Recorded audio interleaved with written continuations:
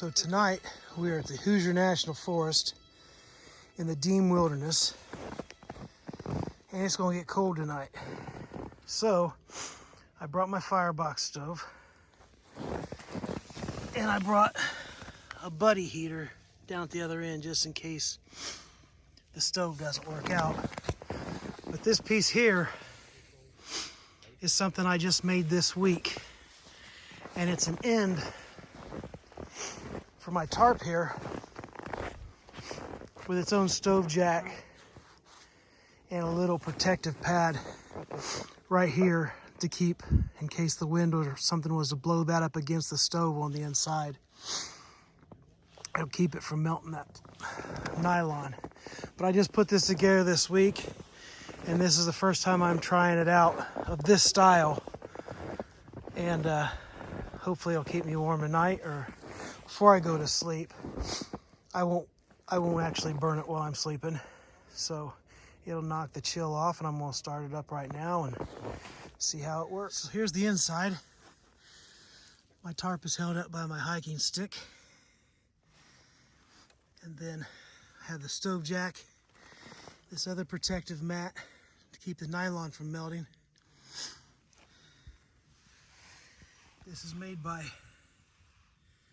Danchill Outdoors. All titanium stove pipe, and it'll really take the chill off this place once I get it started up.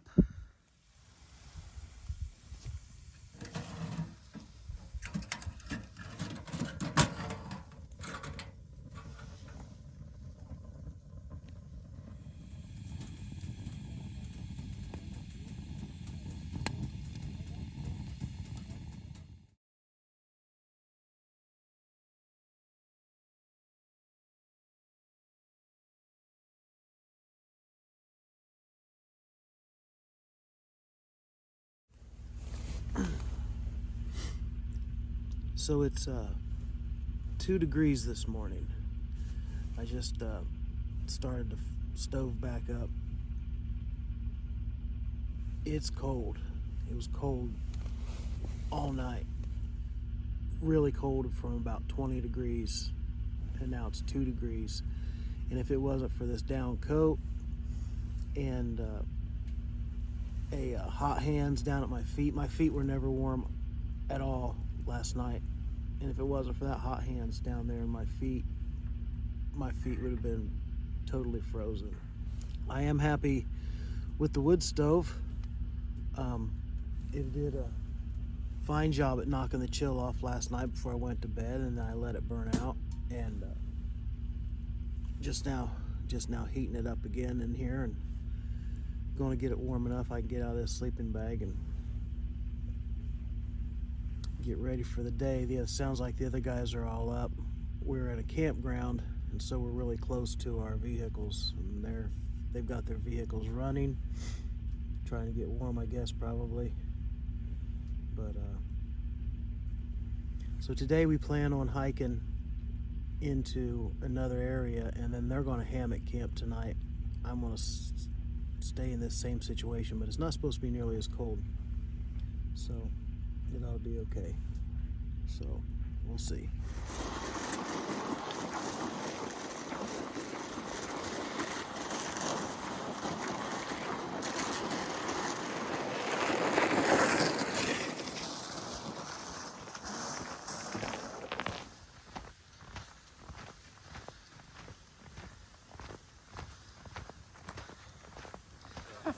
I know exactly where we are.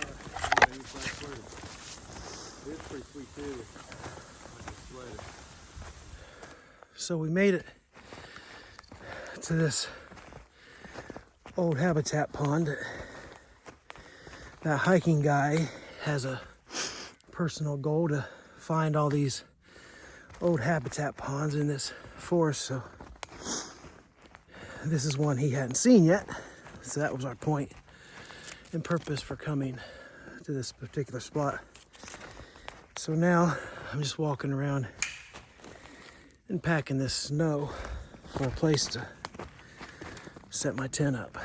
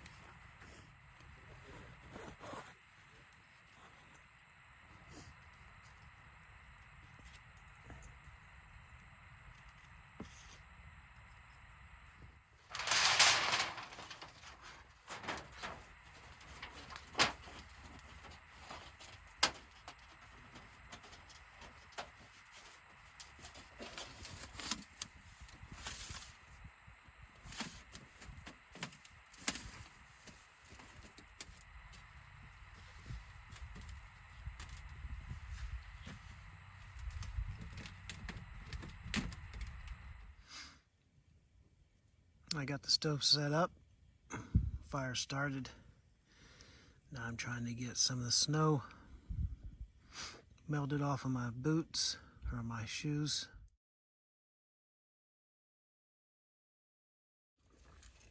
I've got the spicy.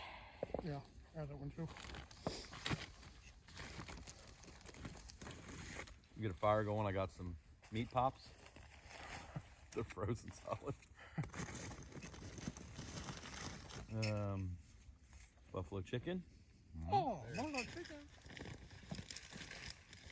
You don't feel like this when you Yeah, you get in there. You get in there like this. You And come in like that and you just throw your thumb thing right into somebody you else's. grip it in such a Teach me how to do like fist pump. Is there a way to do that? You do that all like what? So my tent's all cleaned up, packed in the polk sled. All the other guys are up and starting a fire and tearing down their stuff. Won't be long, we'll be walking back to the truck. And I'm not sure what the difference was last night. It did only get down to 14, but the sleeping bag I was using, same sleeping bag I used the night before, for some reason that night before, I never did get warm in it. I was cold all night long. Tonight it only got down to 14, but I was warm without barely any help. And I mean, all I had on was like booties, down booties to help keep my feet warm. But I was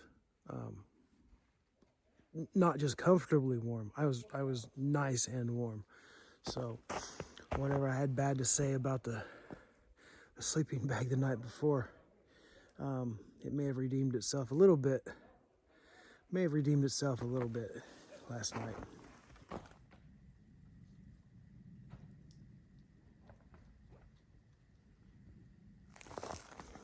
One thing I didn't mention was Andy Parrish last night. Walks up to me and he said, "Hey, will you please call my phone? I think I've lost my phone."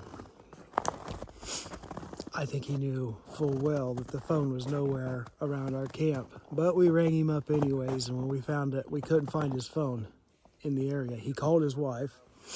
She was able to get a ping on either like Find My Phone or some app and sent us a picture to my phone of where that ping was coming from.